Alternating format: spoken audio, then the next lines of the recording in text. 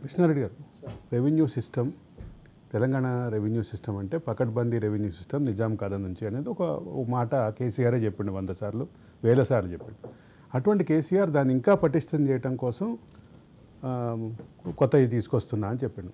కానీ నాకు ఒక చిన్న డౌట్, ఈ మొత్తం ప్రాసెస్లో ఈ విఆర్ఓలు విఆర్ఏల్ని ఎందుకు తీసేసింది? విఆర్ఓలు ఆయన భూమిని ఆయన దోపిడీ చేయనీకే, ఆయన కబంధ హస్తాలకు తెచ్చుకోనీకే ఆ వ్యవస్థను తీసేసి దాని ప్లేస్లో ధరణిని పెట్టి మొత్తం తెలంగాణకు ఆయనే పట్టువారేయండు.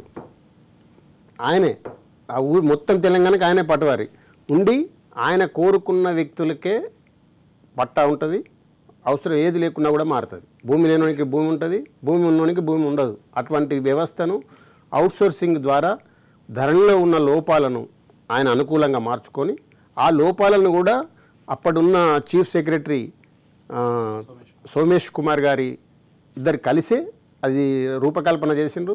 ఒక విదేశీ కంపెనీకి ధరణిని అప్పగించి వాళ్ళు అనుకున్న పద్ధతిలో ఎందుకంట ఈ పటవారులు ఉన్నప్పుడు వేరే ఏముండేది కాదు. మన భూమి తైసీలు కట్టిన ఏదైతే రసీదును దాన్ని పొత్తుక అంటారు వాళ్ళు ఆ కాలంలో. పొత్తుక, అరే ఈ పొత్తుక తెచ్చినావురా అనేటోడు ఆ పంతులు, ఆ పటవారి. పొత్తుక పోయిందంటే మళ్ళా కట్టు. ఆ వసూలు చేయడానికి బండలు కూడా ఎత్తిన సంఘటనలు ఉన్నాయి. అది వేరు ఆ కాలంలో. ఇప్పుడు కూడా పరిస్థితి ఏంటంటే ఇక పొత్తుక కూడా లేదు. ఇప్పుడు ధరణిలో పట్టదారి కాలం ఏకదం మారిపోతుంది.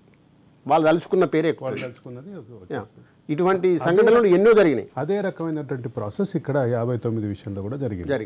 59లో ప్రధానంగా వివాదం అంతా జీహెచ్ఎంసీ, ముఖ్యంగా ఎక్కువగా హైదరాబాద్ చుట్టుపక్కల ఉన్నటువంటి కార్పొరేషన్లు వీటి చుట్టే ఎక్కువగా కనిపిస్తుంది.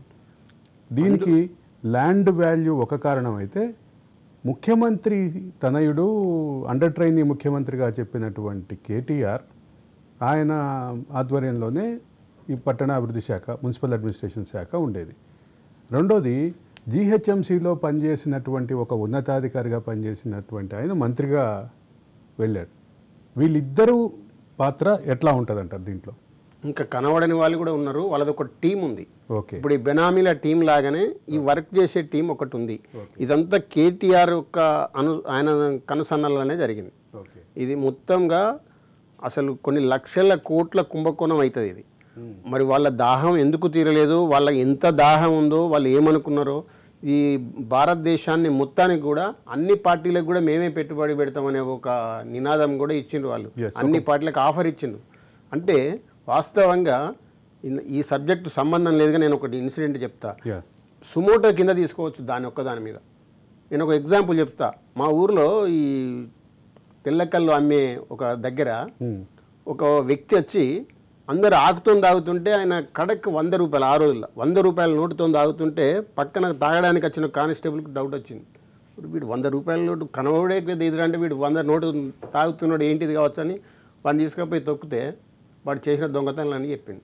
అంటే భారతదేశంలో అన్ని పార్టీల కేసీఆర్ పెట్టుబడి పెడుతున్నాడు అంటే నాకు అర్థమైంది, మన ప్రేక్షకులకు కూడా అర్థమై ఉంటుంది.